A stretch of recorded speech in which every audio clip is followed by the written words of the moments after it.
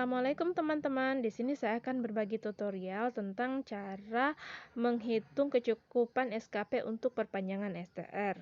Nah, salah satu syarat untuk mendapatkan surat kecukupan SKP itu atau rekomendasi dari PDIB itu yaitu kita harus mencukupi SKP-nya.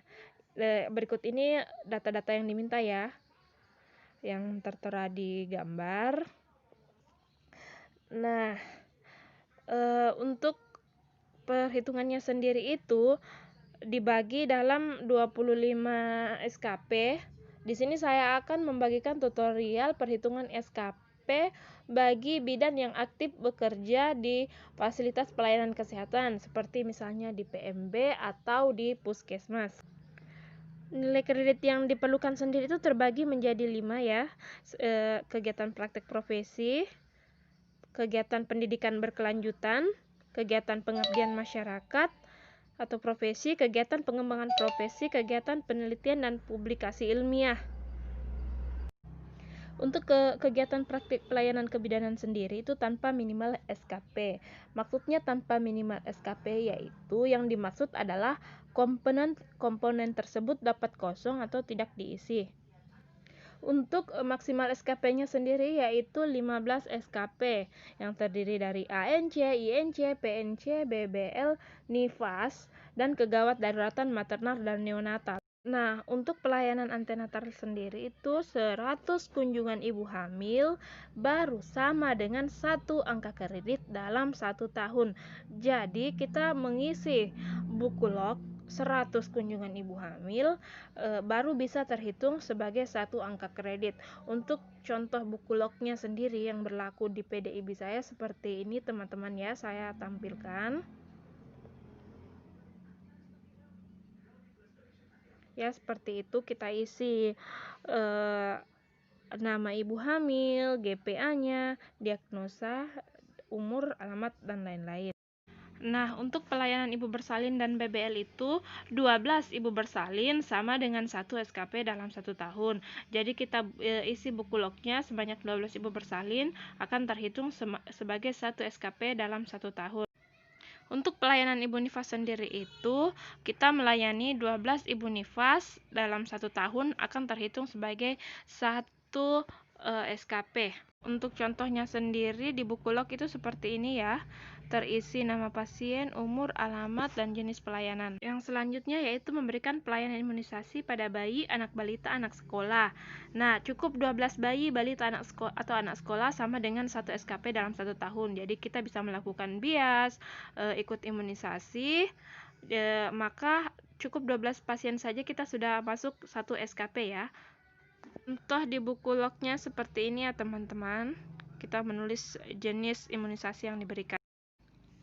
Memberikan pelayanan keluarga berencana baik KB baru atau KB ulangan itu cukup 12 kunjungan akseptor sama dengan 1 SKP dalam 1 tahun. Jadi kalau misalnya ada pasien datang suntik sebagai KB ulangan itu bisa dimasukkan dalam buku log kita.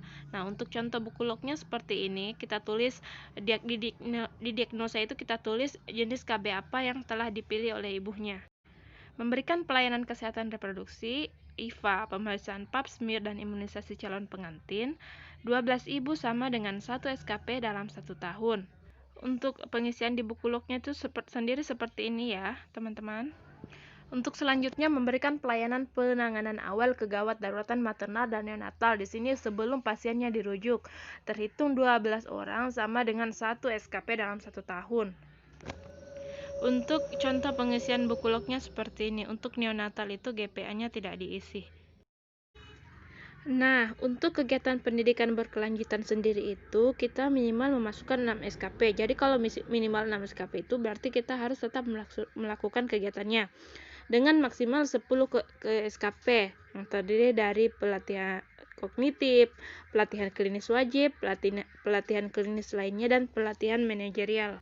Nah, untuk bukti kognitifnya sendiri itu seperti seminar, workshop, atau simposium.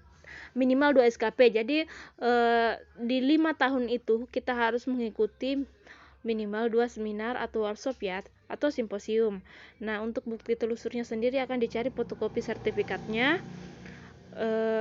dan harus terakreditasi IB dengan maksimal 4 SKP. Jadi kita cukup mengambil 4 saja seminar, workshop atau simposium, atau tergantung dari jumlah SKP-nya. Untuk pelatihan klinis wajib sendiri seperti midwifery update dengan minimal 2 SKP, maksimal 2 SKP. Namun saat ada pandemi ini dilakukan pengecualian ya teman-teman.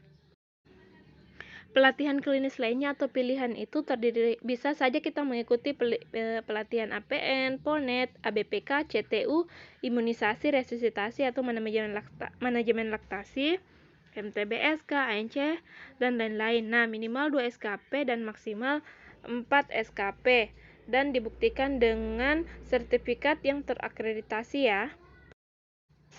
Untuk pelatihan non-klinis itu terdiri dari kepemimpinan, manajerial, dan lain-lain tanpa minimal SKP dengan maksimal 2 SKP. Contohnya seperti pelatihan TU. Untuk kegiatan pengabdian masyarakat atau profesi itu masing-masing mempunyai angka kredit, bisa dilihat pada gambar ya. Untuk kegiatan pengembangan profesi itu mempunyai angka kreditnya yang seperti ini teman-teman. Kemudian untuk kegiatan penelitian dan publikasi ilmiah juga mempunyai angka kreditnya masing-masing, dan seluruh bukti fisik yang dimasukkan itu dapat juga dimasukkan dalam perhitungan kredit jabatan fungsional bagi bidan PNS. Nah, apabila buku log telah terisi, kemudian sudah ada keabsahan data dan bukti fisik dari isi buku log tersebut, kita memasukkan permohonan kita kepada pengurus ranting IB. Pengurus ranting IB apabila tidak ada, masukkan ke bidan koordinator kita untuk ditandatangani. Kemudian apabila pengurus ranting atau bikor kita mengatakan ini SKP-nya telah mencukupi, dia akan membuatkan kita permohonan rekomendasi perpanjangan STR ke PDIB. Kemudian PDIB memberikan rekomendasi untuk kita memperpanjang STR. Nah, rekomendasi inilah yang nantinya akan diupload di situs MTKI. Seperti itu ya teman-teman.